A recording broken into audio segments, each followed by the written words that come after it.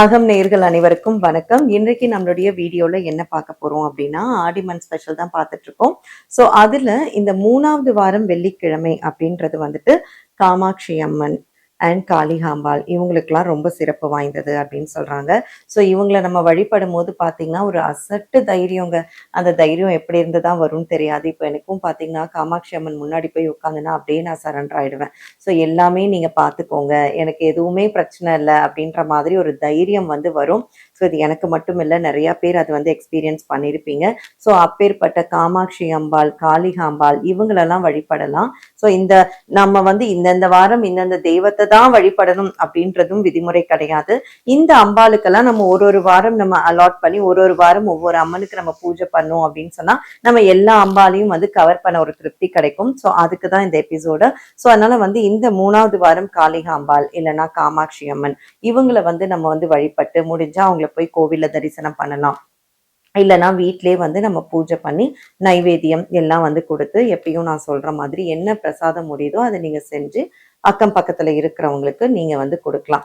So இவங்களை நீங்க வந்து வழிபடும் போது அந்த தைரியம் சக்தி இப்ப நிறைய பேருக்கு வந்து ஐயோ இப்படி நம்ம ஒரு விஷயம் பண்ணிட்டோமே, நம்ம இதுல இருந்து எப்படி வெளியே வரப்போறோம் அப்படின்ற ஒரு மனக்குழப்பம் மனக்கசப்பு இதெல்லாம் இருக்கும் இல்லையா. ஸோ அதுல இருந்து கண்டிப்பா இந்த ஆடி மந்த்துக்குள்ள நீங்க வந்து வெளியே வர்றதுக்கான தீர்வு, அதாவது ஏதான ஒரு விதத்துல உங்களுக்கு அதுக்கான சொல்யூஷன் கிடைக்கும். நீங்க விடையே தெரியாம இருப்பீங்க இல்லையா, அதுக்கான விடை வந்து உங்களுக்கு கண்டிப்பா கிடைக்கும். ஸோ அதனால நீங்க வந்து எப்பவுமே தெய்வத்தை வந்து நீங்க வந்து ஒரு டெஸ்ட் மாதிரி வைக்காம நீங்க தெய்வத்துக்கிட்ட சரண்டர் ஆயிட்டு நீங்க அந்த சக்திய அந்த பவரை நீங்க வந்து உண்மையா நம்பி நீங்க வந்து வேண்டும் போது நீங்க கேட்கும் போது உங்களுடைய கோரிக்கைகள் உண்மையானதா நியாயமானதா இருந்தா கண்டிப்பா அது உடனே அதற்கான தீர்வு வந்து கிடைக்கும். ஸோ அதே மாதிரி இந்த ஆடி மந்த்ல நம்ம ஒவ்வொரு அம்மன் கோவில்களை பத்தி பார்த்துட்டு இருக்கோம். ஸோ அதுல இன்னைக்கு நம்ம பார்க்க போறது பாத்தீங்கன்னா புட்லூர் அம்மன் தான் பார்க்க போறோம். ஸோ புட்லூர் அம்மன் இவங்களை பத்தியும் நிறைய பேருக்கு வந்து தெரிஞ்சிருக்கும். ஒரு காலத்துல வந்து பாத்தீங்கன்னா சிவனும் பார்வதியும், பார்வதிக்கு வந்து இந்த பிரெக்னன்ட் லேடிஸ் எல்லாம் எப்படி வந்து அவங்களுடைய அந்த கர்ப்ப காலத்தை வந்து கடந்து வராங்க அப்படின்ற மாதிரியான ஒரு கான்வர்சேஷன் 2 பேருக்கும் போச்சாம். ஸோ அப்போ வந்துட்டு பார்வதி தேவி பிரெக்னன்ட் லேடியாவே பூலோகத்துக்கு சிவனும் பார்வதியும் வந்துட்டு இருக்காங்க. ஸோ அப்போ வந்துட்டு ஒரு காட்டு பகுதியில அவங்க வரும்போது அவங்களுக்கு ரொம்ப தண்ணி தாகம் எடுத்து அவங்களுக்கு வந்து ஒரு விதமான ஒரு பெயினான ஒரு உணர்வு ஏற்பட்டிருக்கு. ஸோ சிவன் வந்து ஆத்துல போய் தண்ணி எடுக்க போகும்போது அவங்களால அந்த வலி வந்து தாங்கிக்கவே முடியலையாம். ஐயோ இது என்னது, இது கர்ப்பம் பெண்களுக்கான அந்த பிரசவ வழி வந்து இப்படி வலிக்குமா அப்படின்ற மாதிரி என்னால இந்த வலி தாங்க முடியல, நான் இங்கேயே அப்படியே வந்து கல்லாயிடுறேன் அப்படின்னு சொல்லிட்டு ஒரு கோவிலா உருவான ஒரு ஸ்தலம் தான் புட்லூர் அம்மன் அப்படின்றது நம்மளுடைய முன்னோர்கள் வந்து சொல்லியிருக்காங்க.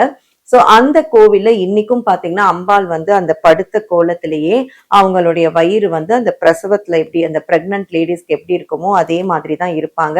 அண்ட் வாயெல்லாம் திறந்து அந்த வலி தாங்க முடியாத நேரத்துல நம்ம அந்த கண்ணெல்லாம் திறந்து வாயெல்லாம் ஓப்பன் பண்ணியிருப்போம் இல்லையா, அதே மாதிரி கோலத்துல தான் படுத்துட்டு இருப்பாங்க.